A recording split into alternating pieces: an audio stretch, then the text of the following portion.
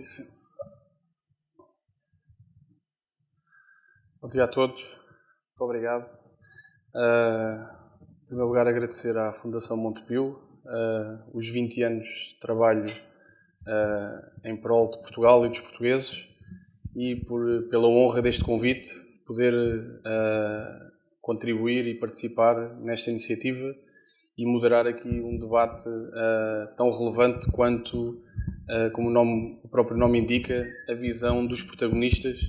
Estamos aqui perante 4 deles, muitos estão desse lado e terão durante a tarde a oportunidade também de participar.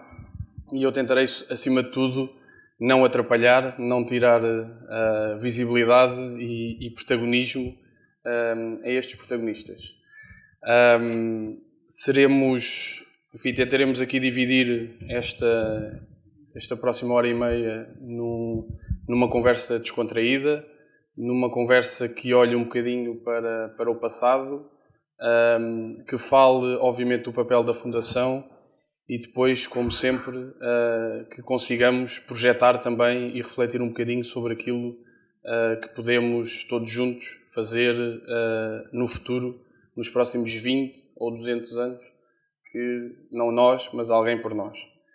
E, posto isto, passaria então, em primeiro lugar, essa seria precisamente a primeira pergunta que faria à doutora Joaquina Madeira, que balanço faz destes 20 anos da Fundação Montepio, em todas as atividades que desempenhou na área da ação social, como é que viu, como é que acompanhou e o que mais destaca do papel da Fundação Montepio? Muito bom dia a todos e a todas. É um prazer estar nesta casa, estar convosco, agradecer este convite que me foi feito, de estar aqui e vos poder dirigir a palavra. Parece que o meu tema... Qual é o meu tema? Já não me lembro. O tema é o que quiser, mas obviamente aqui na qualidade mais de focar o envelhecimento e as questões relacionadas com o envelhecimento. Pois é, o envelhecimento.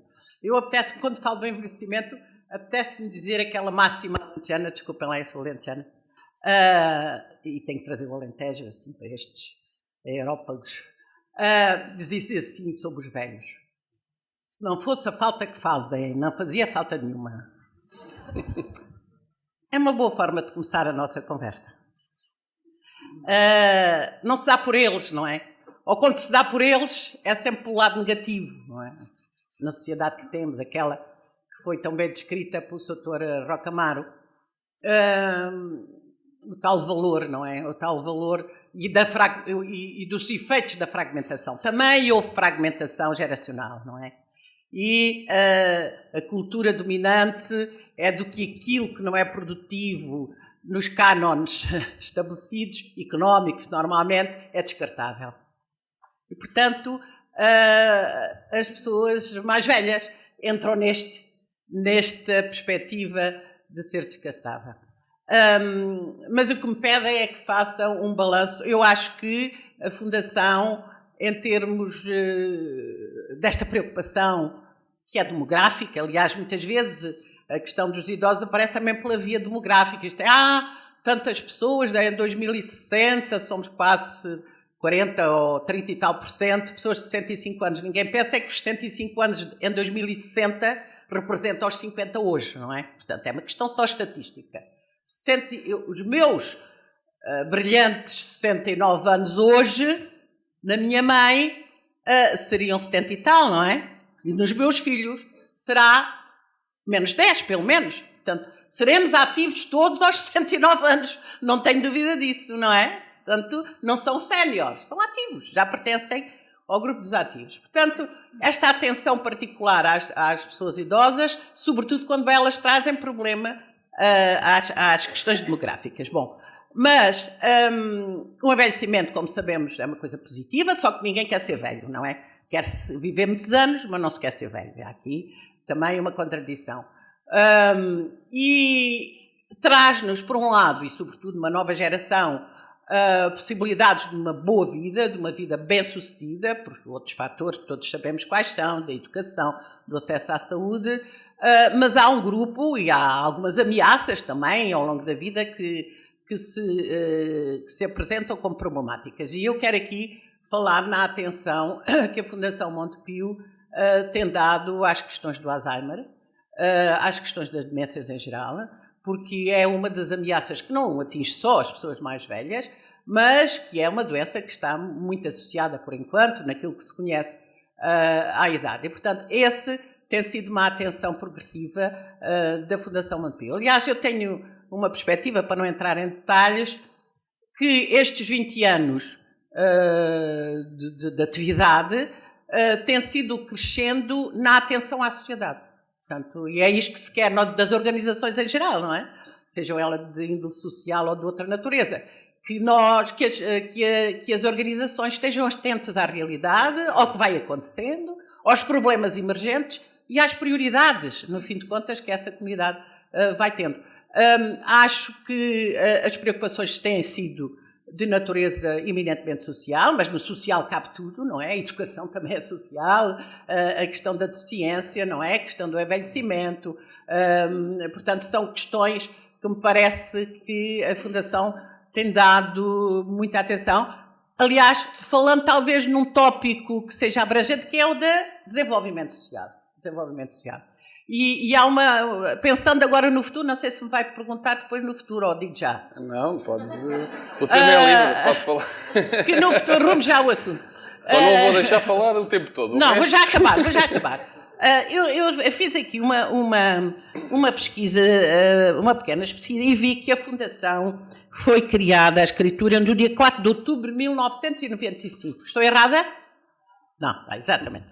Ora, não sei se por acaso verificaram que este dia é o dia da comemoração de São Francisco Xavier.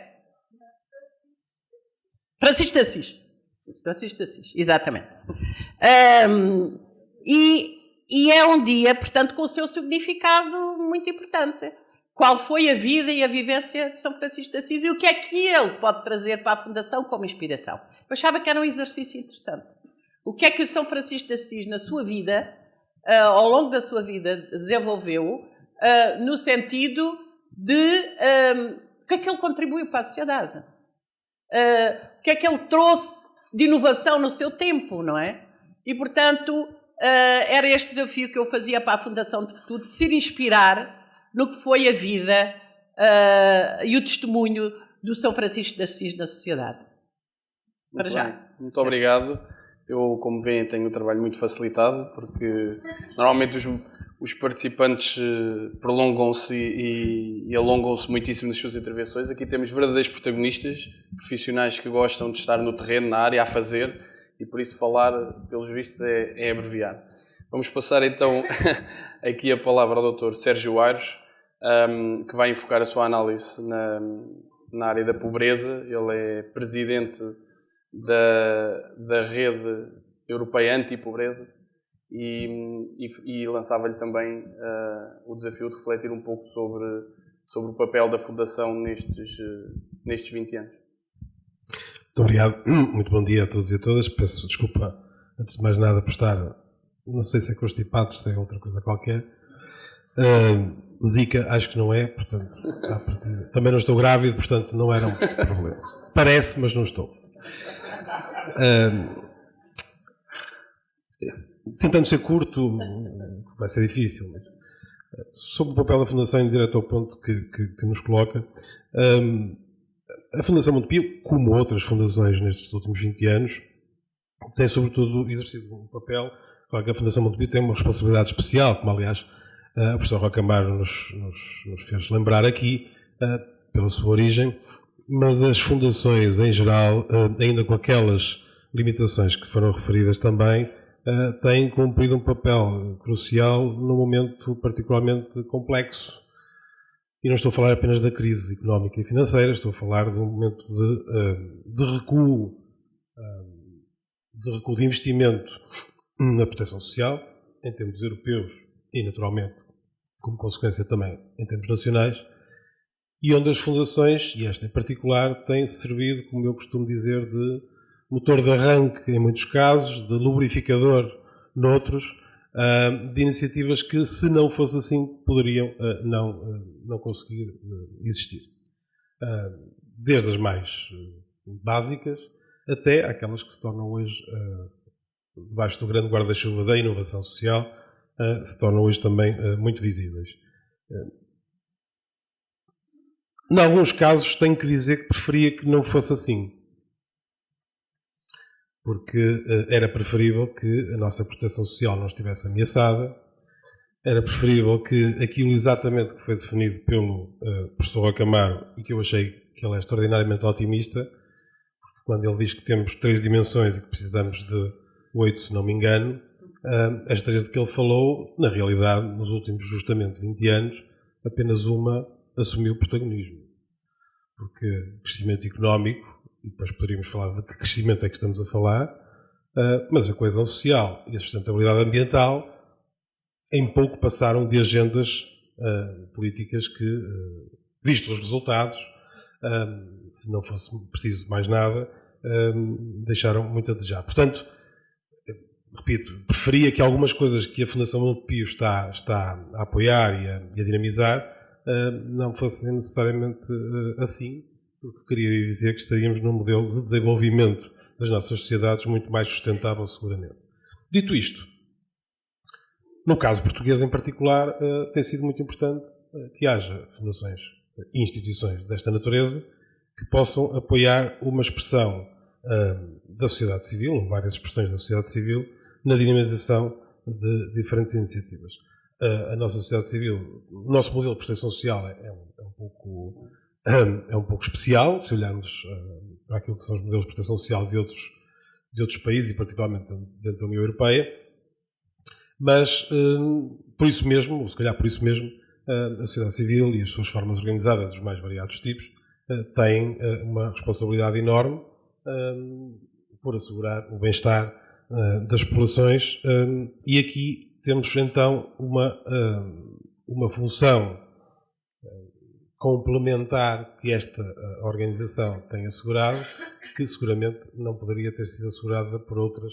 E, portanto, há uma especificidade, para ser muito concreto e tentando ser sintético, há uma especificidade da Fundação Montepio, por um lado, pela sua origem, segundo, por aquilo que faz, que é absolutamente imprescindível. Temos um problema, se posso também já começar a falar de futuro, ou se calhar ainda de presente, é como é que aquilo que é promovido, apoiado, dinamizado pela Fundação Montepio ganha asas e voa. Este é o problema que nós continuamos a ter. Não se passa só com aquilo que a Fundação Montepio faz, ou tenta fazer, passa-se com muitas outras iniciativas, nomeadamente iniciativas de âmbito comunitário ou de financiamento comunitário, que é a sua pouquíssima influência, ou muito reduzida, para não ser tão drástico, nas políticas públicas e na formatação de novas respostas aos novos problemas. A nível europeu encontra, enfim, modelos diferentes, onde instituições similares à Fundação Montepio consigam ter maior protagonismo, maior intervenção, maior capacidade de influência. Digamos que se estivesse a falar há 10 anos atrás, encontraria coisas muito diferentes. Mas o Estado da União Europeia atualmente leva-nos a um igualitarismo da desgraça. E, portanto, é evidente que se formos olhar para países de outra natureza, mais concretamente os países escandinavos, mas eles têm outros modelos de proteção social, que não o nosso, e do centro da Europa, encontramos outras coisas. Mas aqui temos mesmo que nos situar, penso eu, temos mesmo que nos situar no nosso contexto. E na dificuldade, e portanto reafirma-se esse problema, que é um desafio, mais que um problema, na dificuldade de aquilo que fazemos enquanto experiência, aquilo que tentamos aprender em determinados contextos, depois seja transferido ou para a responsabilidade do Estado, em alguns casos é isso que deveria ser, ou então tendo continuidade noutras esferas da nossa sociedade. E, portanto, o risco que correram muitas iniciativas comunitárias, que muita gente que está aqui na sala terá conhecido, desde as primeiras iniciativas da nossa entrada na União Europeia até à última, que foi o programa Equal, e como sabemos não tivemos mais nenhuma,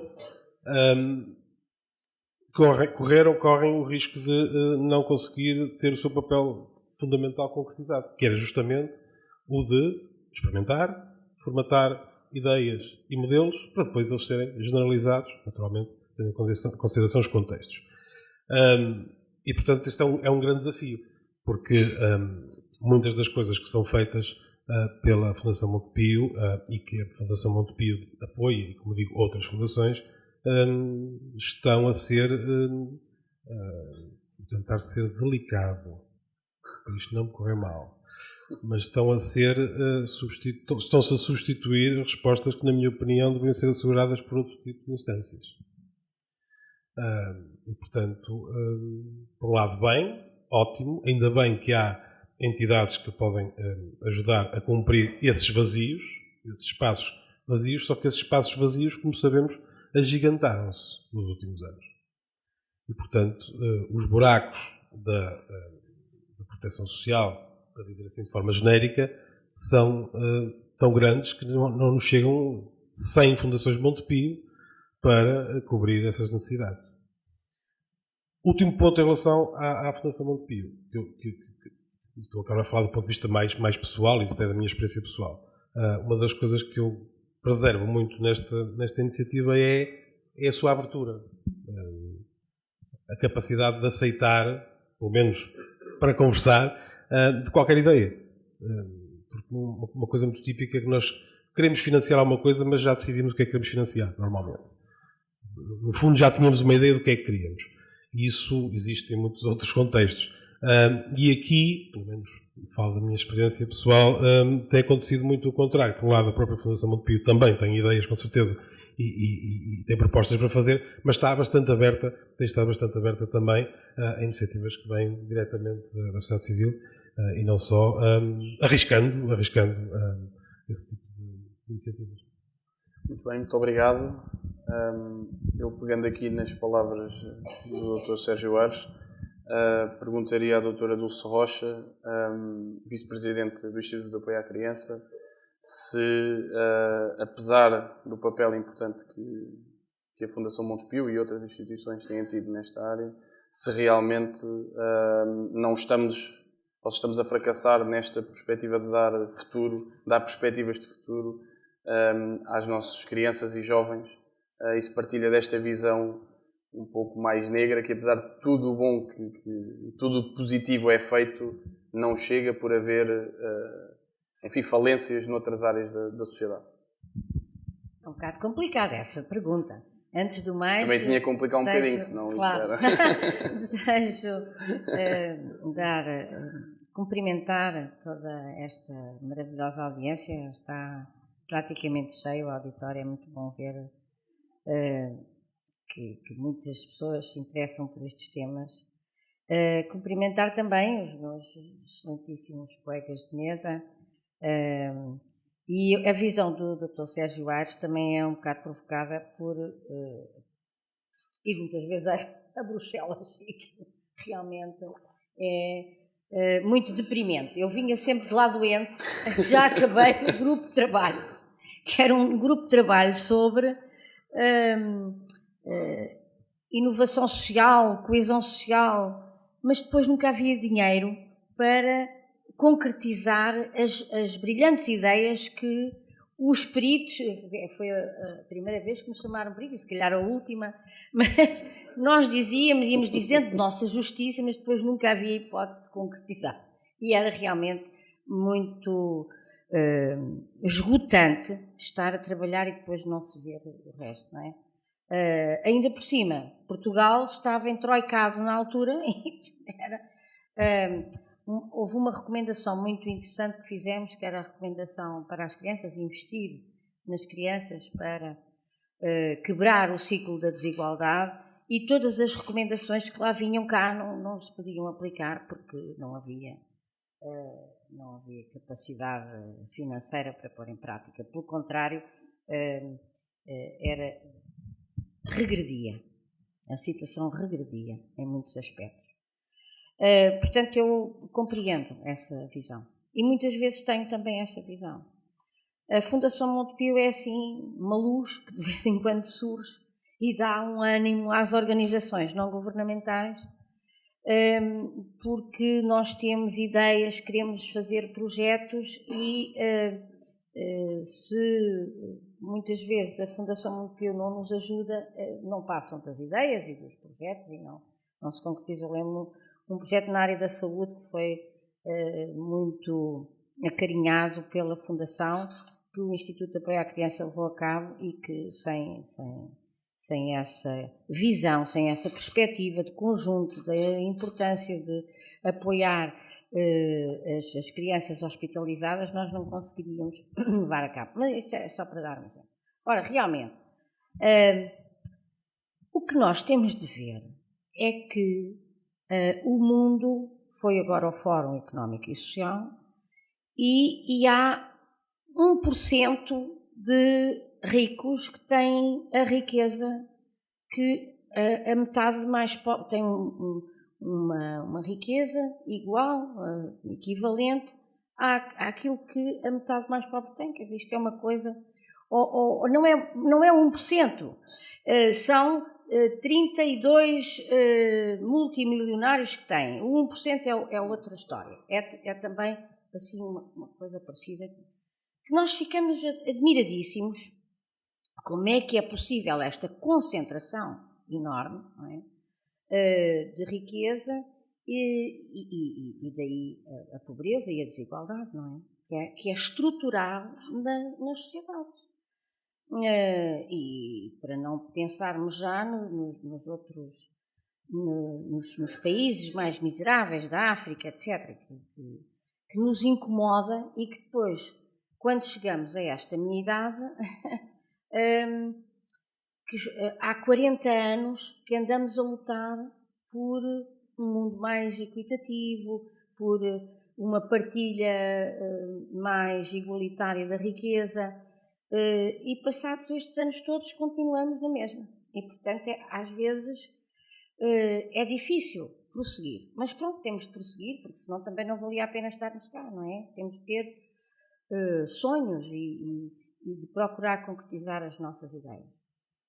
As crianças são realmente o elo mais vulnerável da nossa sociedade. Nós vemos isso através das notícias chocantes que nos aparecem nos telejornais. Vamos fazendo esforços a nível legislativo para criar um conjunto de estruturas que respondam às necessidades das crianças e pensamos, meu Deus, se não fossem então essas estruturas, o que seria da segurança, da saúde, da vida de muito mais crianças? Temos de ver assim, porque senão desanimamos, não é? O que é certo é que a maior parte dos casos em que há ofensas corporais graves e de que resulta a morte já estavam sinalizadas, como agora se costuma dizer. Portanto, há aqui qualquer coisa que nós precisamos de investir na formação, na capacidade de diagnóstico e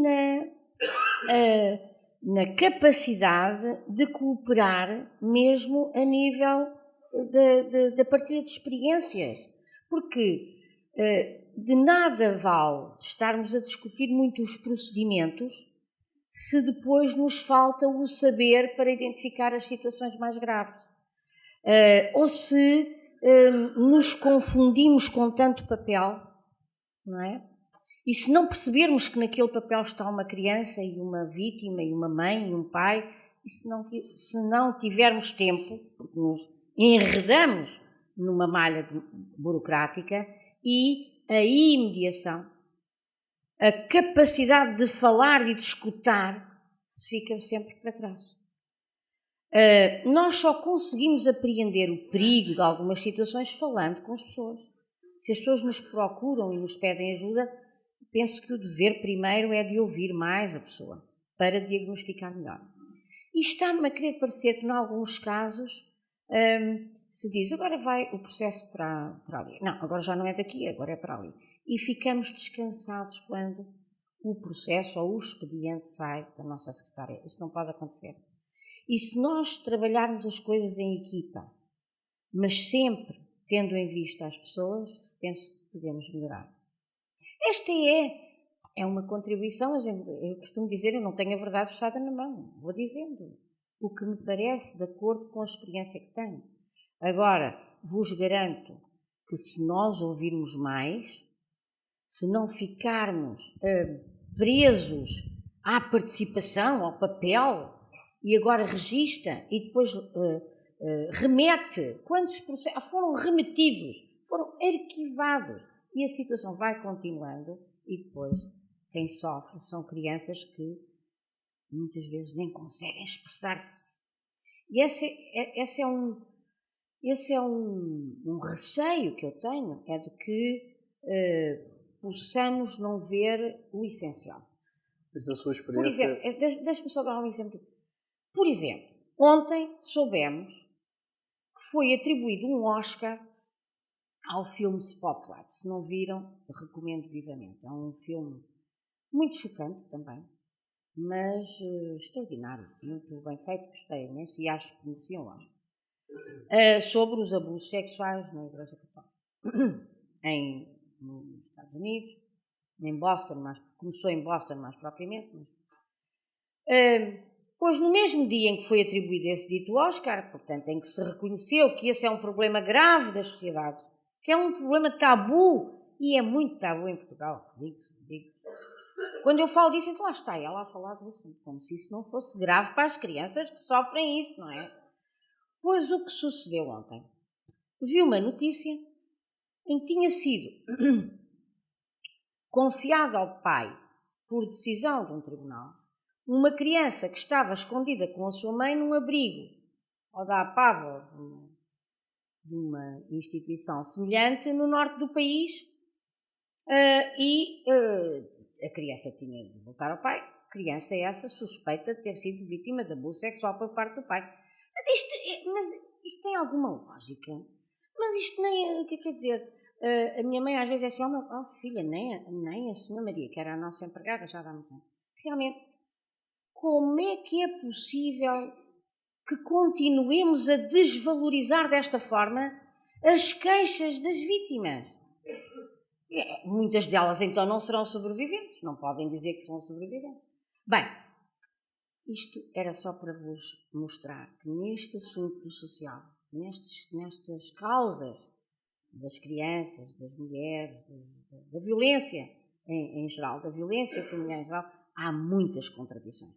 E uma das contradições é continuarmos a falar muito das crianças, porque são poucas, porque é um bem raro, porque é uma questão de direitos humanos, e depois continuarmos a não as escutar, a não estar atentas aos seus problemas e a não valorizar todos os sofrimentos que têm. Muito obrigada. Obrigado. Para lá. O Dr. Domingos Rosa, aqui no papel de Presidente da AFIDE, e para refletir um pouco sobre as temáticas mais relacionadas com a deficiência. Sente esta questão, e tendo em conta que as temáticas relacionadas com a deficiência também elas exigem tratamentos especiais e uma atenção, sente também que há deficiência ao nível da capacidade agora dos serviços e entre a identificação dos casos, das situações e das necessidades e depois a sua aplicação prática? Sim, considero que existe essa diferenciação e essa dificuldade de identificação. E é por via, talvez, das organizações não governamentais, ou das ETSS, ou das SES, que muito desse trabalho é feito, muito mais do que através das organizações do Estado. E, portanto, essa dificuldade é uma dificuldade evidente, na minha opinião. Começando com a primeira questão que lançou, e eu quero agradecer ao Montepio o facto de nos ter convidado, me ter convidado a mim enquanto Presidente da AFIDE. Quero dizer que o Montepio é um caso de exceção ao nível do apoio que tem prestado, na minha opinião, em termos de responsabilidade social. E vou justificar porquê. É um caso de exceção e é excepcional o apoio que dá, porque tem envolto nos apoios de responsabilidade que dá um conceito de parceria entre as entidades a quem, digamos, apoia e, digamos, o trabalho que é desenvolvido. E eu julgo que este é um caminho, poderá haver outro, não deslustro outras opções, mas este é um caminho correto para pôr em prática as questões de responsabilidade social e para atingir os desideratos que o professor Walter Mar há pouco lançava. Em relação à área da deficiência, poderei dizer que o Montepio tem um projeto que é extraordinário, que não abrange só a área da deficiência, mas considero prioritariamente a área da deficiência, que é o projeto Frota Solidária, que tem permitido a muitas pessoas de mobilidade reduzida conseguirem chegar onde de outra forma não conseguiriam. Mas também aos idosos. Muitas carrinhas que são atribuídas para o apoio domiciliário, por exemplo, permitem um atendimento em casa das pessoas que de outra forma também não fariam. Outros conceitos de parceria nesta responsabilidade social que eu relevo é o caso da cedência de espaços para exposições para as instituições, utilizando as instituições, os trabalhos feitos pelos seus utentes para serem mostrados ao público em geral, o que traduz um interesse em sensibilizar a comunidade para os diferentes aspectos sociais que movem a própria Fundação Montepio. E, portanto, diria aqui muitos mais, o trabalho feito no voluntariado, etc., não vale a pena. O que eu acho é que há uma diferenciação em relação a outras organizações, a outras empresas, não é só o Montepio. Há outras que também têm um bom trabalho, mas na generalidade não tão grande e com tanta importância como o Montepio faz. Hoje até se fala muito na responsabilidade social, em que se angaria um conjunto de dinheiro e depois as pessoas administrativamente inscrevem-se para obter um determinado apoio. E portanto, nós podemos equacionar que tipo de responsabilidade é esta, em que a solidariedade, o compromisso, a honestidade em relação à ligação com as entidades se verifica ou não verifica. E aqui o Montepio, na minha opinião, dá carta, não só ao Montepio, não quero isolar o Montepio, mas é, digamos, um exemplo que eu tenho que relevar no dia de hoje, no dia em que estamos a comemorar. Não é o dia dos 20 anos, mas é o dia em que estamos a comemorar, de facto, 20 anos de intervenção social do Montepio. E, portanto, a área da deficiência é grata neste aspecto, porque tem beneficiado bastante com o apoio que o Montepio, a Fundação Montepio tem dado. Em termos de deficiência propriamente dita, e não sei se a questão, se eu posso desenvolver ou não, dir-lhe-ei que de todas as áreas sociais, a área da deficiência tem sido, na minha opinião, aquela que mais tem evoluído. É aquela que hoje, na minha opinião, tem estruturas mais capazes para dar resposta às pessoas com deficiência. No âmbito da Fundação ou genericamente? Geral, havendo ainda muitas situações gritantes, como é óbvio, e havendo ainda, digamos, aquilo que existe em termos de resposta é, digamos, um lago muito pequeno no oceano que existe. Portanto, o número de respostas ainda é reduzido nas diferentes áreas. Mas, obviamente, que na área da deficiência em relação aos idosos, por exemplo, é uma área que está muito mais evoluída, quer do ponto de vista técnico de intervenção, quer do ponto de vista de capacidade instalada de organização. Nestes últimos 20 anos,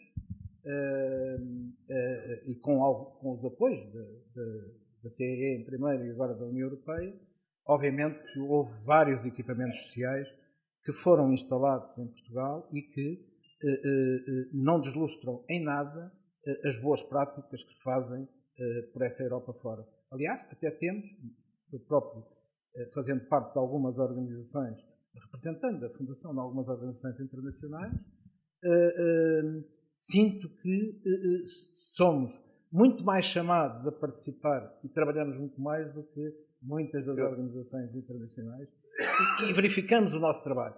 O nosso problema é que o nosso país é pobre. Portanto, e esse é um problema que, como eu costumo dizer, é uma bota que a gente não consegue descalçar. Eu, se calhar, pedir que passasse, para voltar aqui a palavra aqui ao Dr. Joaquim Madeira, e perguntando-lhe se no caso do envelhecimento e no caso dos mais idosos, se, como é que se pode caminhar neste sentido, ou em que ponto estamos relativamente à evolução que foi feita relativamente à pessoa com deficiência, como é que relativamente aos mais idosos, como é que podemos evoluir, ou em que ponto estamos? Muito bem. Muito obrigada. Aqui a intervenção dos meus colegas painelistas, não é? Isto é um horror de nome, inspiraram-me, e portanto eu tenho que dizer mais alguma coisa sobre a questão da Fundação. E o Sérgio Aires disse uma coisa muito importante, e que eu tenho algum receio que nós estejamos a andar um bocadinho para trás nestes últimos tempos, que é a retirada das políticas públicas e a entrada dos privados. Quer dizer, e esta é uma relação crítica, não é? Portanto, as políticas públicas devem estar onde estão os direitos, onde se têm que garantir direitos, não é? O privado deve ser complementar, não é? Portanto, é nesta perspectiva que nós encontramos o equilíbrio na sociedade dita de direitos, não é? Democrática, humanista, etc. Bom, o que tem acontecido, e eu percebo a apreensão dele e a nossa em geral, é que muitas vezes o privado tem que substituir o público. E aqui está tudo errado, não é? Portanto, está errado para o público, está menos bom para o privado, porque o privado deve estar na complementaridade, na subsidiariedade, naquilo que seja inovação. Por exemplo, acho muito interessante a Fundação caminhar nesta perspectiva da ação-pesquisa. Não é só a ação-pesquisa nos seus projetos. Porque não é só fazer, é aprender com o que se faz e tirar boas práticas que possam ser multiplicadas. Portanto, esta perspectiva de inovação, acho que é um cadinho de evolução das fundações em geral e, em particular, desta, que tem uma preocupação de desenvolvimento local e de aprendizagem muito importante. Nós desvalorizamos muito no nosso país a questão da investigação, achamos que é perder dinheiro, perder tempo, etc. Mas sem investigação não há criação, não há inovação. Costuma-se dizer que a ação sem investigação é cega e que a investigação sem a ação é estéril. Mas temos que juntar estas duas coisas, não é? E, portanto, as fundações estão muito nesta perspectiva, não é só agir, é aprender com o que se faz, a formação e a investigação. Portanto, acho que um campo muito importante é de puxar a ação-pesquisa a um método rigoroso de aprender fazendo. Portanto, e que o Estado aí tem menos capacidade. Quando você falei há bocadinho da inspiração de Francisco, não é? Eu queria vos dizer que o Papa Francisco, há uma razão, tomou o nome de Francisco, não é? E o inspirador dele. O Francisco diz que foi o primeiro ecologista do mundo. Não é? Era esta dimensão que eu queria aqui trazer e que era considerado também o irmão dos pobres. E aqui ele fez a integração entre o social, o humano, e a natureza, e a ecologia, e o ambiente, e os animais. E, portanto, este tríptico económico, social, o ambiente, penso que é uma boa inspiração para a Fundação. Aliás, neste momento, a questão do ambiente e das questões da natureza são determinantes, nos povos mais do que outros, para o desenvolvimento local. Sem isso, dificilmente se faz. Portanto, a natureza não só como a defender, mas como a natureza, o próprio recurso para o desenvolvimento social, é muito importante. Portanto, explorar esta nova via na Fundação me parecia muito importante. Agora vou responder à sua questão. Peço desculpa, não quero tomar muito tempo, mas quais são os tópicos que eu posso aqui assinalar que nos identifiquem a evolução destes 20 anos nesta área? De facto, foi nos finais dos anos 80, portanto, que apareceu, não foi bem nos finais, mas foi nos anos 80, a primeira conferência das Nações Unidas sobre a questão dos idosos. Portanto, o tema do idoso começou a ser visionado em termos internacionais nos anos 80. Claro, em Portugal estávamos longe deste tópico, estávamos com muitos outros problemas, portanto, em 91 é elaborado nas Nações Unidas a primeira Carta de Princípios para as Pessoas Idosas, em 91. Portanto, um pouco antes da fundação. Portanto, e lá vieram os princípios da dignidade, da independência, da participação, dos direitos e equidades. Portanto, e foi na década de 90 que, de alguma maneira, houve um abanão na política, não sei se é política, mas nas respostas que existiam para os idosos. Porque nunca houve uma política de envelhecimento em Portugal e continua a não haver. Não é? A política de envelhecimento, se quiser, é uma política de gerações. No fim de contas é isso, não é? Porque nós envelhecemos desde o primeiro dia que nascemos. Por acaso o doutor Daniel Serrão diz que envelhecemos desde o primeiro dia em que somos gerados. Portanto, esta é uma realidade humana. E, portanto, talvez foi nos anos 90, e muitos de vós estão aqui me acompanharão nisto, que aconteceu em Portugal o primeiro tremor de terra neste âmbito, que foi o PAI. Lembra-se do Plano Integrado de Idosos, não é, a doutora Paula Guimarães? Não, foi meados de ano. Este talvez foi... Portanto, eu tive, na altura estava numa área na ação social. Ao longo deste tempo, o que é que aconteceu? Aconteceu que fomos transformando os asilos, que era a única resposta existente institucional para os idosos, em lares, e as respostas eram essencialmente institucionais, não é?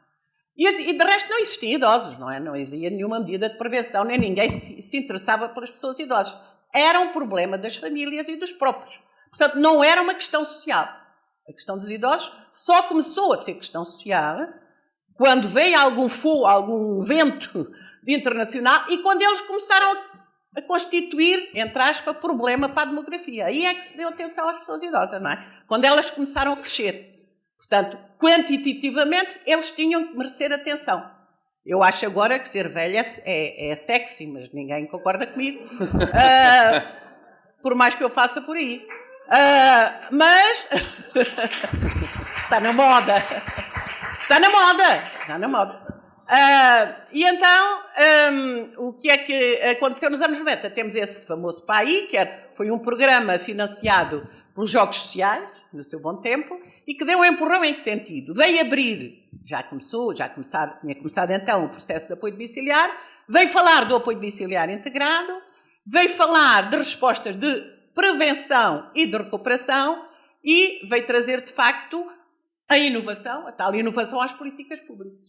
Vamos ver? Portanto, houve um financiamento extra-política pública que trouxe inovação. E o que é interessante é que as políticas públicas foram assimilando algumas das respostas que, ao longo de alguns anos, o país desenvolveu e que depois foram incorporadas nas políticas públicas.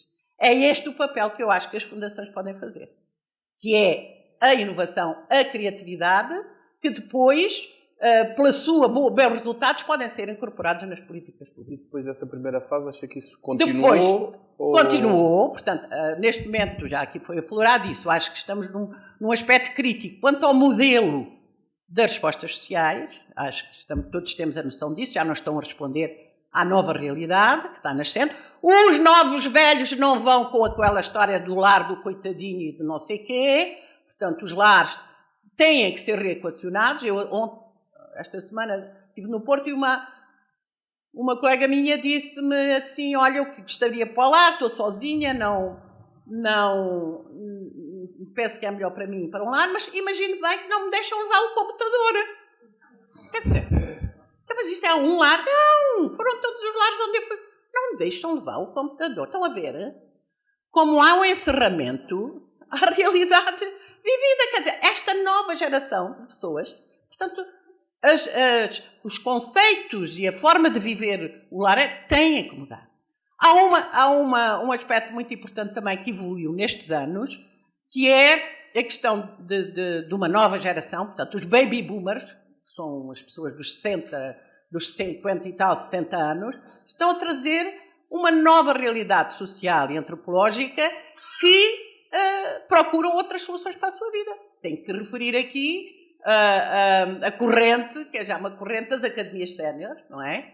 Como sendo uma nova, não digo uma nova resposta social, mas um novo enquadramento da nova geração, para a qual têm que tender todas as respostas sociais. Estão a ver? Eu acho que a coisa está no terreno, é preciso agora olhar para ela de uma forma criativa e com realidade. Portanto, o que é que são as academias séniores neste momento, não é? São grandes atividades de autopromoção, de procura do relacionamento social, como sabem, é o primeiro preditor do envelhecimento ativo, são as relações sociais, as relações familiares, a comunicação, a aprendizagem ao longo da vida, portanto, são os amores tardios, mas fazem também à saúde, e, portanto, é, de facto, um tempo de comunicação, é um tempo de relacionamento social, é um tempo de valor, do novo valor, percebe? E é isto que as instituições têm que aprender. Qual é o novo valor que está a nascer na geração dos que vão envelhecendo? Finalmente, deixe-me só acabar, vou mesmo acabar. Também quero aqui sublinhar a atenção que as autarquias vêm dando também a esta geração. Portanto, e dão-na no bom sentido, que é no sentido da prevenção e da qualidade de vida. Portanto, esta história das hidromassagens, destas piscinas, destas atividades físicas, não são só físicas, não é? O físico também ajuda muito à mente. Aliás, o professor Castro Caldas diz a melhor atividade para envelhecer bem é dançar. Portanto, aquilo que eu vos proponho é dancem muito. Isso faz bem à saúde.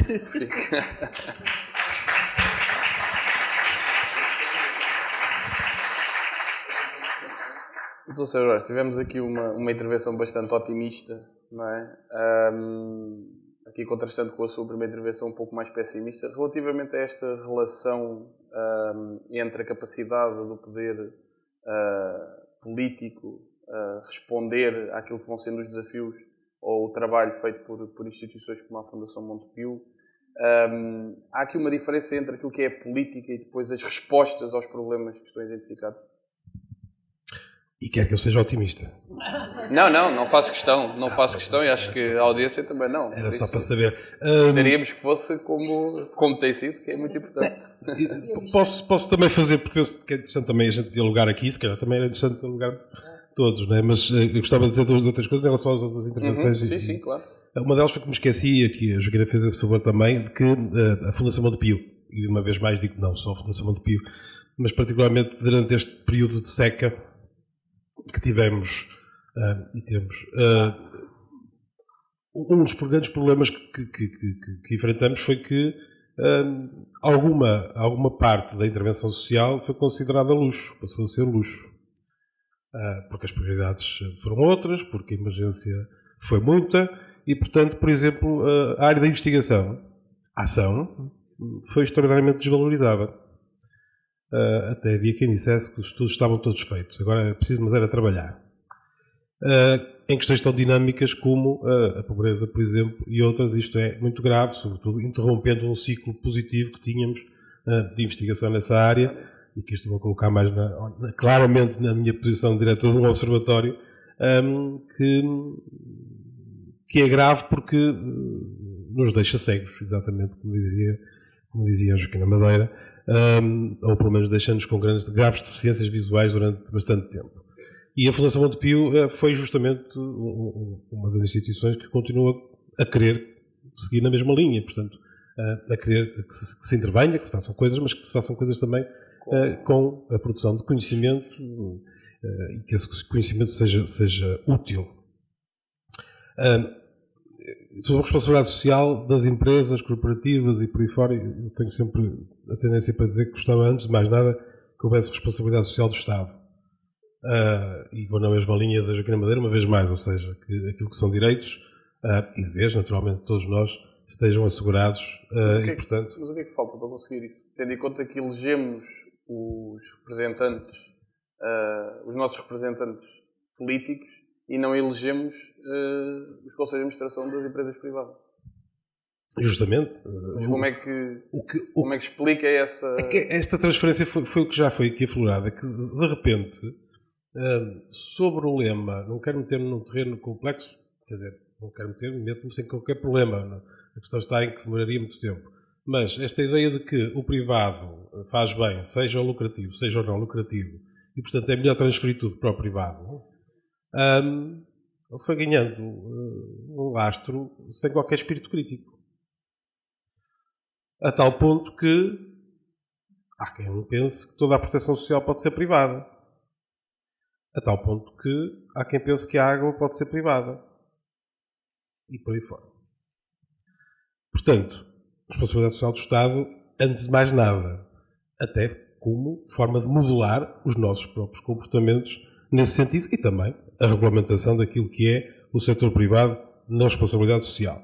Devo dizer que muitas das vezes, não estou a falar desta casa em particular, mas muitas das vezes vi empresas a apregoarem a responsabilidade social para fora quando deveriam fazer para dentro, antes de mais nada.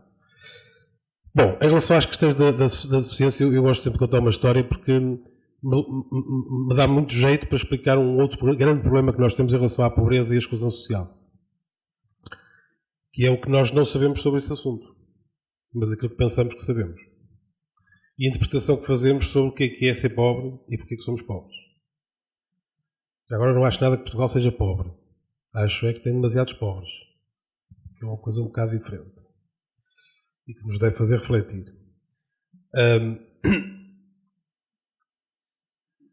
Os nossos cidadãos em geral, portanto todos nós, ainda têm muita dificuldade em compreender as verdadeiras causas da pobreza.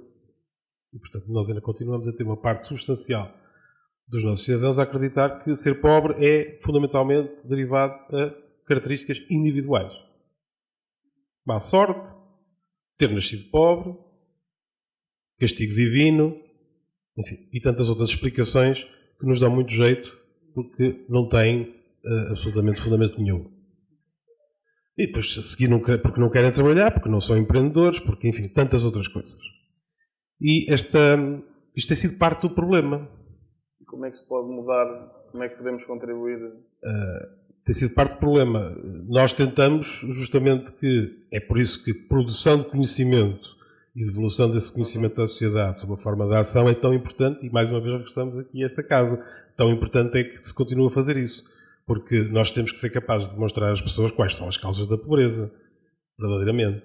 E não ficarmos contentes ou satisfeitos por achar que há quase já 3 milhões de portugueses que são preguiçosos, ou não querem trabalhar, ou então têm muito azar na vida.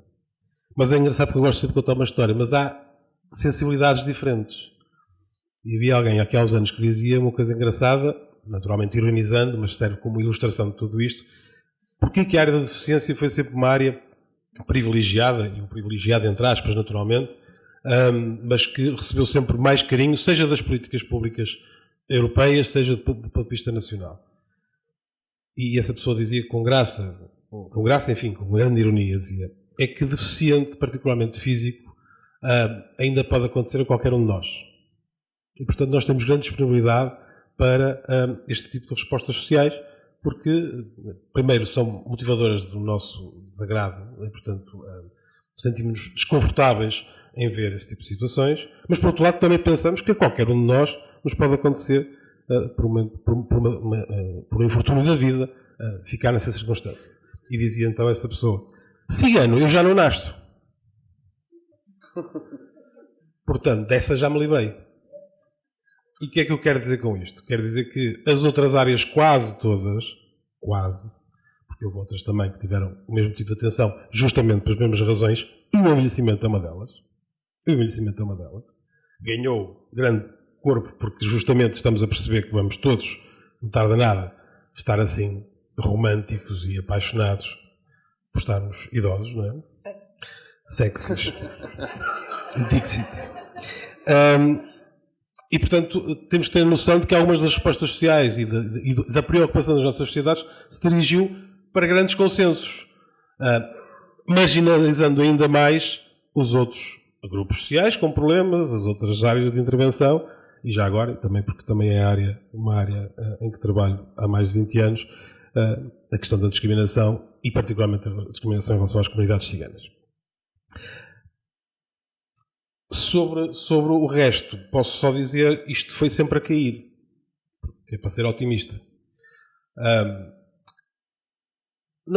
Vou pegar um bocadinho no discurso do... Mas não tem que ser otimista. Não estou. Nem posso que não consigo. Aliás, ali até porque o Dr. Domingos Jorge gostaria de, depois de responder aí, de comentar essa sua afirmação relativamente à deficiência. Olha, aquilo que o Rogério Rocamar dizia antes já expressou quase tudo sobre este assunto. Ou seja, nós vivemos aquele paradigma aquele paradigma acentuou-se imenso nos últimos 20 anos. Portanto, a ideia de que para uns o crescimento económico e a distribuição desse crescimento económico, dessa riqueza, é que vai resolver os problemas da coesão social, e por outro lado os outros que pensam que primeiro há que criar condições de coesão social para que esse crescimento seja sustentável e que seja, mais que crescimento, seja desenvolvimento, este conflito, que é muito antigo, agudizou-se, mas sobretudo a primeira versão é aquela que tem modelado todas as políticas públicas europeias, todas as estratégias europeias, que depois os Estados-membros adotam e transformam em políticas públicas, particularmente na área económica. Depois há uma coisa já, há mais algum tempo, já com umas centenas de anos, é que nós deixamos que a economia política modelasse as nossas vidas. E não a economia social, justamente. Nós, seres humanos, temos que assumir essa responsabilidade como descendentes dessas criaturas, se for o caso, não é? Alguns ainda cá andam. E alguns continuam a defender isso. E alguns que devem ser muitos, porque é exatamente isso que nós estamos a fazer. E continuamos a fazer. Portanto, nós deixamos que os nossos destinos sejam conduzidos por uma visão de economia política. Que muitos economistas são altamente críticos, obviamente. E a economia social, o que tem feito, ainda bem que tem feito, e agora ainda mais com estes contornos da economia solidária, é que tentar remendar aquilo que a economia política anda a fazer. E a economia política continua a dizer-nos exatamente a mesma coisa. O que é preciso é crescimento, criação de emprego. Crescimento, criação de emprego. Nós não ouvimos mais nada de Bruxelas, a não ser estas duas frases. Agora já não dizem competitividade porque têm vergonha. Porque já perceberam que não há competitividade absolutamente nenhuma possível neste momento. Mas crescimento, crescimento, crescimento. Crescimento para quê? Crescimento para quem? Crescimento para onde? Quando as outras duas dimensões da coesão social que estão expressas na Estratégia Europeia Europa 2020 e do desenvolvimento sustentável estão totalmente abandonadas. Portanto, os últimos 20 anos são particularmente complicados e não há maneira nenhuma de ser positivo em relação a estes 20 anos. Uma coisinha positiva é se estivermos todos a tomar consciência disto.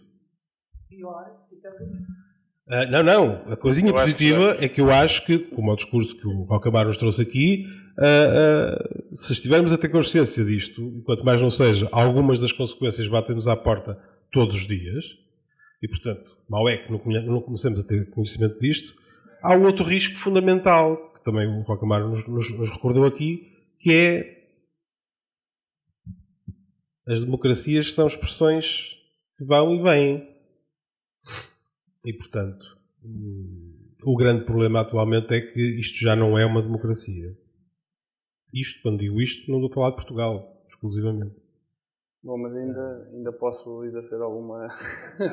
um espírito democrático, tentar inverter só aqui e não passar ao Dr. Dulce Rocha, passar por uma questão, se calhar, de facilidade ao Dr. Domingos Rosa, para comentar a questão da ciência e depois, então, fazer uma última ronda final, intervenções mais curtas, e gostaria ainda de ouvir o Dr. Dulce Rocha só sobre uma questão também. Eu só queria responder um bocadinho a esta provocação da área da deficiência ser privilegiada. E, portanto, eu não posso deixar passar isso em claro, porque a área de deficiência não é privilegiada. Eu há pouco não dei as razões que, em meu entender, justificam que a área da deficiência tem progredido mais, quanto a mim, do que as outras, mas posso dizê-lo agora. Para já a área da deficiência foi aquela que começou do zero. Não nos possamos esquecer disso e, portanto, começar do... Já lá vamos. Primeiro, foi do zero, ou seja, é muito mais fácil subir do 0 ao 1, sobe-se 100%, do que ter-se 10 e passar-se para 12. Portanto, é totalmente diferente. E, portanto, eu julgo que este crescimento resultou de haver, digamos, uma inexistência de respostas. Elas começaram a aparecer muito depois até do 25 de Abril. E aí sim começaram a ser disputadas. E por quem? Qual foi o movimento que levou a que todo este projeto nascesse e tivesse sucesso? Que eu considero que é uma das razões de ter sucesso. É que ele nasceu quase, na maior parte das vezes, no seio familiar. Foram associações de famílias que sentiam o problema na pele e que desenvolveram estes projetos. Esta é a segunda razão. Mas existem mais razões que eu posso... Diga? Sim, exatamente. A área da deficiência, paralelamente a este aspecto da família, é uma área que exige uma tecnicidade muito, muito grande. Existem terapeutas de fala, existem terapeutas ocupacionais, existe um fisioterapeuta, existe um conjunto de técnicos fundamentais e que vieram enriquecer tecnicamente a intervenção na área da deficiência. O que não acontece com os idosos. Hoje, se nós virmos na cooperação, a área dos idosos exige um animador sociocultural, um diretor docente, um enfermeiro e pouco mais. E, portanto, há aqui uma questão técnica que vem enriquecer e fez... Mas o facto de ser técnico não deveria tornar mais difícil? Ser mais técnico não deveria tornar mais difícil? Julgo que, do ponto de vista empírico. Julgo que se colocou mais inteligência, mais tecnicidade e, portanto, isto também ajudou ao desenvolvimento dessas organizações. Por exemplo, o movimento CERSI, que assenta na educação especial, muitos dos seus executores são professores, são pessoas que têm uma vivência diferente do que num lar de idosos, por exemplo, que é aquilo que eu comparo e que nós podemos comparar. E, portanto, a área da deficiência não é uma área privilegiada. E não é, eu posso dizer que, por exemplo, neste momento, a área da deficiência está confrontada com graves problemas na área da formação profissional. Há muito pouco tempo tivemos a informação de que iríamos ser financiados para os próximos 3 meses, por exemplo, por valores, se calhar, metade ou um terço daquilo que os orçamentos habituais são necessários para desenvolver a ação. Na área dos CRIs, é uma vergonha, nos centros dos próprios CRIs, nos centros para a inserção social nas escolas, em que aquilo que está previsto é uma intervenção dos nossos técnicos em 30 minutos, que, digamos, não é nada. O que é que, em 30 minutos por semana, o que é que se pode fazer com pessoas? E estes são os problemas reais da área da deficiência. A intervenção precoce, onde é que está a intervenção precoce no nosso país? Como é que não foi possível pôr a educação, a saúde e a segurança social em articulação para desenvolver um projeto de intervenção precoce capaz, que li há algum tempo, que nos Estados Unidos, por cada dólar investido na intervenção precoce, o payback é cerca de 7 ou 8 dólares. Portanto, estamos a desperdiçar. Isto depois tem custos, digamos, mais para a frente, ou seja, tem custos na institucionalização, tem custos na não preparação da família para acompanhar as pessoas, tem custos na não preparação de alguns técnicos para acompanhar também as pessoas com deficiência. Eu juntei esses problemas o problema tempo, não é? Tendo em conta o horário. Dado o problema tempo. E por isso pedi-lhe só que passasse à doutora Dulce Rocha. Eu gostaria só que aflorasse uma questão que falou e depois que fizesse então, fosse a primeira a finalizar com uma mensagem final e voltando também a centrar um pouco a conversa no papel da Fundação Montepio e que felizmente existe e felizmente tem, apesar de todos os problemas, tem ajudado a mudá-los de alguma forma. Mas a questão que falou da maioria das crianças que estão identificadas e que são envolvidas com problemas já estão sinalizadas. Por isso, pois, isso é... há uma parte que o sistema, não é, que nós fazemos bem. Pelo menos até um certo ponto. A parte da sociedade civil, da denúncia, da comunicação a algumas instâncias, essa parte mas como é que visivelmente a melhorar. Fazemos teoricamente o mais difícil, que é identificar o potencial de risco e depois falhamos naquilo que é a proteção... No perigo. Na identificação dos sinais de perigo. Quer dizer, nós achamos que realmente há uma situação de risco, mas depois não conseguimos perceber a gravidade, a profundidade do perigo que aquela criança corre. Muitas vezes por deficiências que são inerentes ao próprio trabalho. Sim, mas alguma... A última questão da saúde mental, quer dizer, até o próprio técnico de saúde mental, às vezes, para ele é difícil identificar, quanto mais para pessoas que não têm esse treino, essa preparação, não é? Mas quando está sinalizada, que alguma coisa, uma instituição como a Fundação Montepio, os intervenientes, os protagonistas... O que eu penso é que aquelas instâncias intermédias, como por exemplo as comissões de proteção ou até equipas que estejam no terreno, têm de partilhar mais a informação, estudar mais os casos, como se faz nos hospitais. Um caso grave é motivo de juntar a equipa, e aqui as pessoas fecham-se ainda um pouco. A doutora Joaquina Madeira falou disso muitas vezes e eu adorava sempre ouvi-la. A questão de que ainda não estávamos sintonizados bem para trabalhar em equipe. E na área das crianças isso é fundamental, porque elas próprias não se conseguem queixar bem, não é? E para isso precisamos de mais formação, de investir mais na formação, na partilha e do estudo do caso. Eu penso que são questões mais finas, porque não podemos conformar-nos com estas situações que estão sinalizadas. Depois há ofensas graves de que às vezes resulta a morte, não é? E de outras vezes resulta uma situação de ofensas irreversíveis, não é? De ofensas irreversíveis para a criança. Nessa área que, de uma forma muito curta, que desafio é que deixaria para concluir? É que deixaria à Fundação e a todos nós? Eu penso que a Fundação Montepio realmente tem tido um papel extraordinário no apoio a ONGs e já se viu que tem esta abertura para não se ficar só com projetos práticos e também querer projetos de investigação. Investigação-ação, evidentemente. Nós não achamos que a teoria pura na área do social seja a solução. Portanto, tem de haver sempre uma componente de ação para que a investigação seja suportada e seja consistente e que vá mais fundo. Mas é muito necessário que as organizações da sociedade civil venham bater à porta da instituição. A instituição, de certeza que está aberta. A experiência que tenho é magnífica e sou uma fã da Fundação Montepio. Mas penso que a resposta estará nas redes, nas parcerias, não é?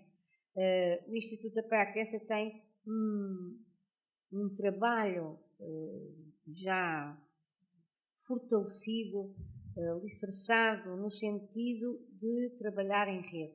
Eu penso que muitas das soluções para o futuro estão aí. Não pode haver êxito se uma equipa desgarrada, por exemplo, na área dos ciganos. Há um bairro em Lisboa, que é o Alfredo Bem Saúde, tem uma grande expressão de população de etnia cigana. Claro que têm problemas muito específicos, não querem ir à escola, faltam muito, há sempre uma tendência para desvalorizar isso. Isso é da sua cultura.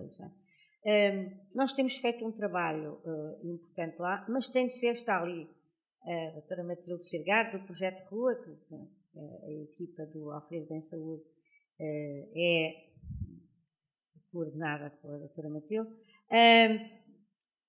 Sem as parcerias que temos estabelecido, quer com a Junta de Freguesia, quer com a própria escola, quer com a Pastoral dos Ciganos, que também é uma instituição de referência nesta área, o trabalho do Instituto Apoio à Criança não tinha este êxito. Nós temos conseguido levar muitas crianças a não abandonarem a escola.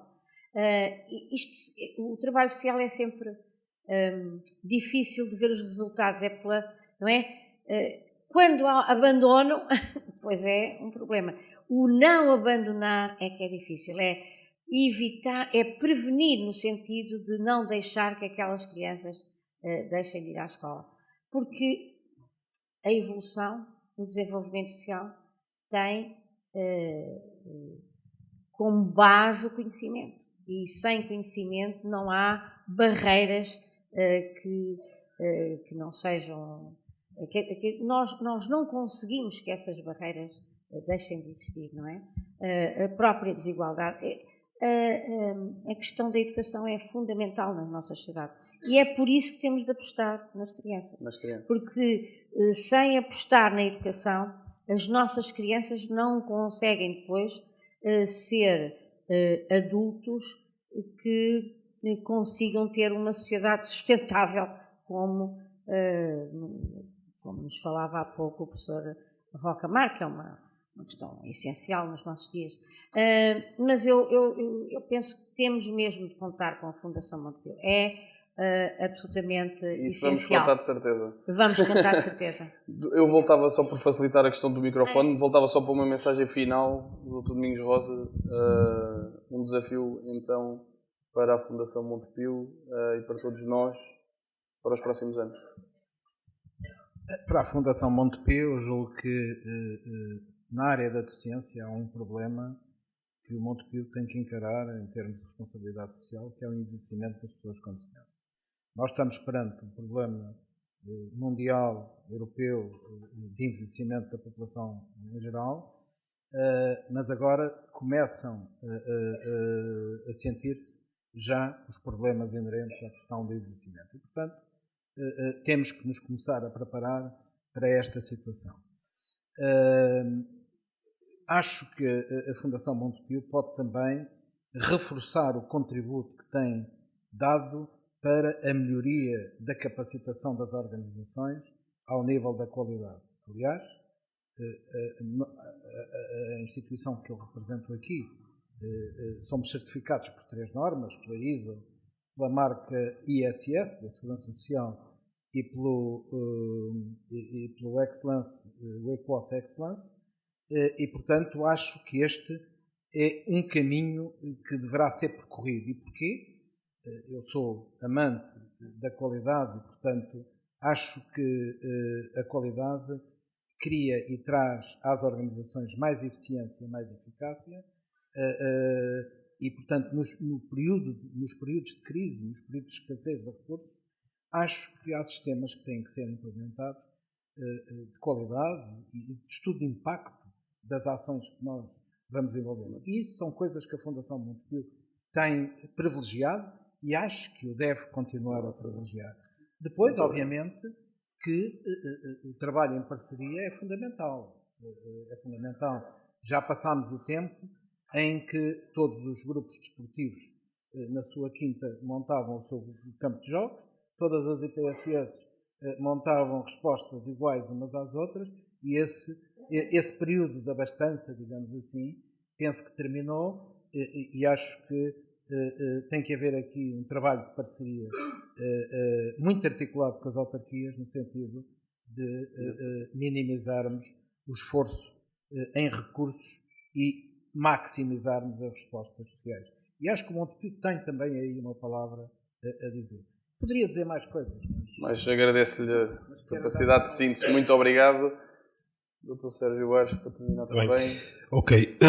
Aproveito para, em defesa da honra, não é? Naturalmente, dizer que eu pus as aspas quando disse que eram privilegiados, já de propósito, porque justamente queria apenas chamar a atenção para aquele ponto que continuo a achar que é importante, ou seja, independentemente de não haver aqui ninguém privilegiado, do ponto de vista da sensibilidade pública e dos cidadãos, há maior sensibilidade para uns temas do que para outros, o que poderá fazer sentido, mas temos que tentar ser mais equilibrados também nesses nossos investimentos, ao fim e ao cabo, sob pena de criarmos desequilíbrios em permanência.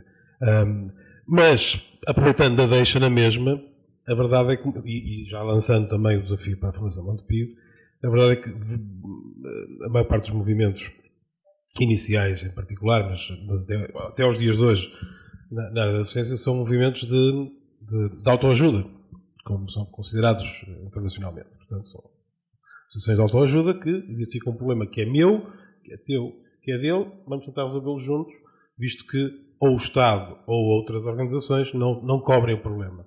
Isto foi muito forte durante algum tempo e depois acabou por ficar apenas ou quase exclusivamente na área da docência. Das poucas áreas onde nós encontramos ainda hoje os grandes protagonistas justamente são originários de movimentos desses, seja associações de pais, seja associações das próprias pessoas. Ora bem, pois se calhar este é um dos segredos do sucesso, com todas as lacunas que ainda possa haver, é justamente o da participação. E da participação direta e corresponsável nas soluções dos problemas. E aí é que também temos muita coisa para corrigir, porque isso desde logo qualificaria imenso a nossa democracia, garantiria muito mais sustentabilidade a algumas das respostas. Agora, é preciso que estejamos para aí virados. E para estarmos para aí virados, a Fundação Montepio, o Estado e tantos outros atores também têm que estar para aí virados. E têm que estar para isso disponíveis. Portanto, é um grande desafio, de facto, fazer com que os cidadãos portugueses participem em alguma coisa. E esse desafio está hoje mais complexo ainda. Mas é crucial. Porque a anomia que vivemos e que se intensificou de não acreditar em nada nem em ninguém e de que somos todos corruptos e todos vivemos à custa do Estado, vivemos à custa de alguém, é a Vox Populi. E a Vox Populi é o motor daquilo que depois nós fazemos. E, portanto, a capacitação, aproveitando também a deixa, que já é uma característica da Fundação Montepio, uma preocupação da Fundação Montepio no setor social em particular, é fundamental, sobretudo nesta dimensão de governação, de mais democracia, de melhor democracia, sobretudo. Porque as políticas públicas continuam a ser desenhadas hoje de cima para baixo e sem contar com qualquer participação da sociedade civil, mesmo daquela que a seguir depois é responsável pela sua implementação. Nós ainda estamos no paradigma em que a sociedade civil, as organizações não governamentais e todas as formas organizadas da sociedade civil são chamadas para executar, não são chamadas para definir e muito menos para avaliar. Isto é o dia de hoje. O discurso é muito diferente já há muitos anos. Desde que a Europa nos diz que a gente tem todos que participar na definição, implementação e avaliação das políticas. Esta conversa já está esgotada, mas a prática continua a ser exatamente a mesma. Não sei se isto é só culpa do Estado, tenho grandes dúvidas. Acho que não é só culpa do Estado, é que também é uma posição cómoda para todos nós. E, portanto, porque meter as mãos na massa também na definição e arriscar e depois também participar na avaliação dá trabalho e dá muita justiça. Agora, esta é a grande mudança, eu penso que a Fundação Montepio já o faz e deve continuar a apostar, se calhar em pilares absolutamente cruciais, nesta capacitação da sociedade civil e depois continuar, o último desafio, a continuar esta ponte entre o conhecimento e a ação e talvez porque está muito próxima de muitas realidades institucionais e também do terreno pela intervenção que faz, talvez servir como, é um grande desafio e não me tratem mal por fazer este desafio, mas talvez pudesse servir uma vez mais como todo arranque no alinhamento de agendas, que é uma profissão que devia ser em Portugal muito implementada. Tentarmos alinhar agendas e concertar interesses, desvalorizar o dissenso e valorizar o consenso. E também no setor social isso é muito necessário. Portanto, o Montepio, talvez pela sua função um pouco mais neutral, poderia ser aqui uma das apostas de futuro, este serviço de alinhamento de agendas entre o setor social, a economia, enfim, e outras dimensões. Seriam estes os meus desidérios. Propostas concretas e projetos específicos. Tenho aqui depois na mochila uma data deles. Deixarei ficar à doutora Paula Guimarães, naturalmente. Muito obrigado. Sr. Juliano Madeira. Muito obrigada. Eu pegava já agora naquilo que foi dito aqui sobre a pobreza. Foi o doutor, não foi, que disse que não, Portugal é pobre. Eu não estou de acordo. Portugal não é pobre. O Sérgio disse que não, e também não estou de acordo. Não há pobres em Portugal. Há pobreza. Coisa um bocadinho diferente. Portanto, há fatores estruturais que geram pobreza. E, portanto, a consequência é ver pobres. Mas o problema não é ver pobres. O problema é ver pobreza. Existir fatores que geram pobreza da forma estrutural. É este o problema de Portugal. É a existência de pobreza. E só aí, quando há pobreza, é que há consciência que é preciso que o Estado tome conta disto. Não é? Quando há pobres, a gente pode ajudar ali.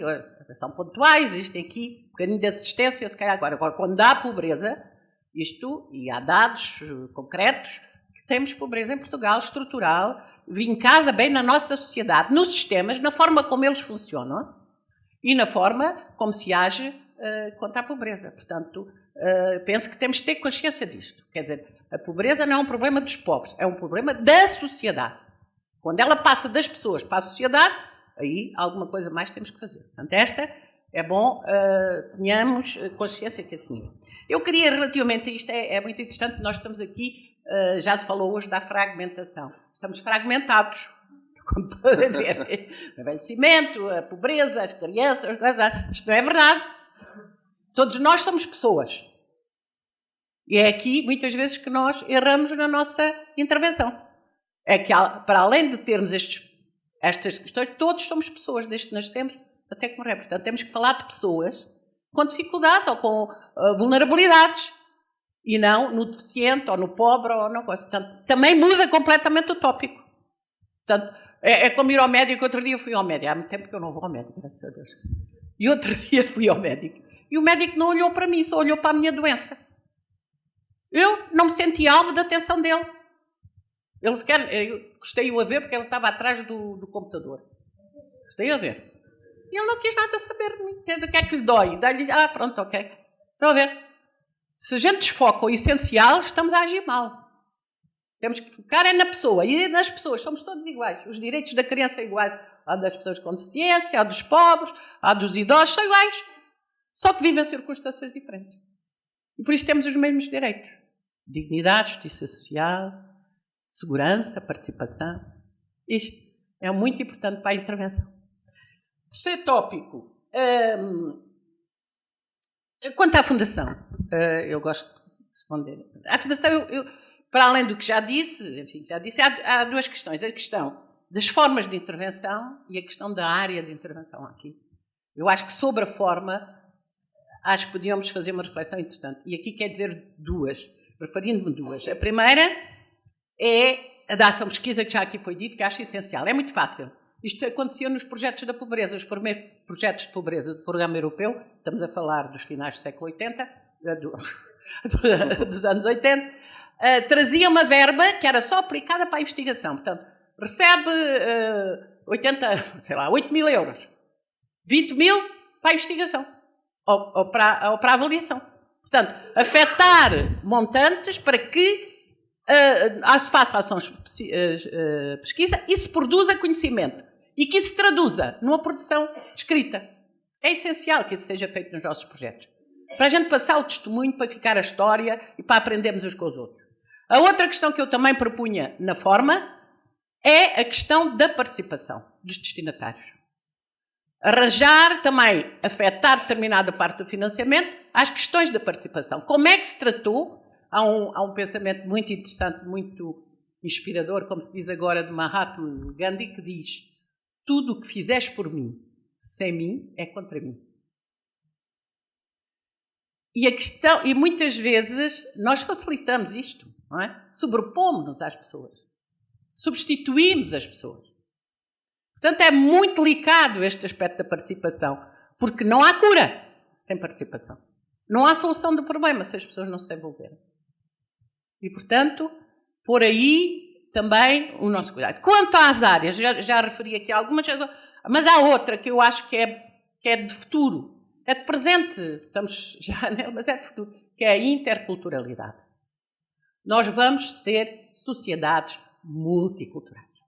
Já não há os da Ásia, os africanos e os europeus. Não! Nós daqui a 40 anos somos mainstreaming. Todos estamos em todo o lado. É isto que vai acontecer. As sociedades estão... A Europa, daqui a 30 anos, é multicultural. Já é, mas que 50% da população não é... Já é, mas não quer. Exato. Está a agir como se não quisesse.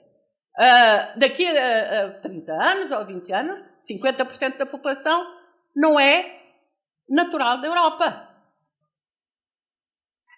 Não demora muito tempo. Aliás, já há dirigentes políticos de outros países, como houve imigrantes em todo o lado, nós estamos também na América. Portanto, é preciso ter noção que o nosso futuro, se a gente não olhar só para o dedo, mas conseguimos olhar para a Lua, somos sociedades completamente diferentes. E temos que nos preparar para isso.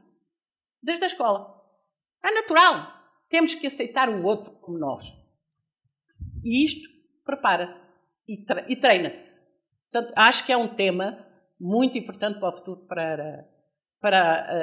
e pronto, e queria só terminar com um pensamento do Edgar Morin, como sabem, é um ancião, já deve ser um homem de 90, mas continua a escrever e a pensar sociedade e a pensar no futuro. Ele diz assim: quanto ao futuro, não podemos ser nem otimistas nem pessimistas, mas ativos e vigilantes.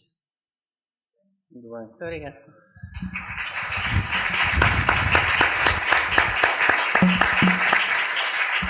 Muito obrigado a todos pela atenção, muito obrigado aqui em particular aos 4 protagonistas e à forma como nos ajudaram a refletir, os desafios que deixaram para a Fundação Montepio, e desafio todos a voltarem a esta sala pelas 14 horas para continuarmos a assistir a mais um painel interessante, seguramente.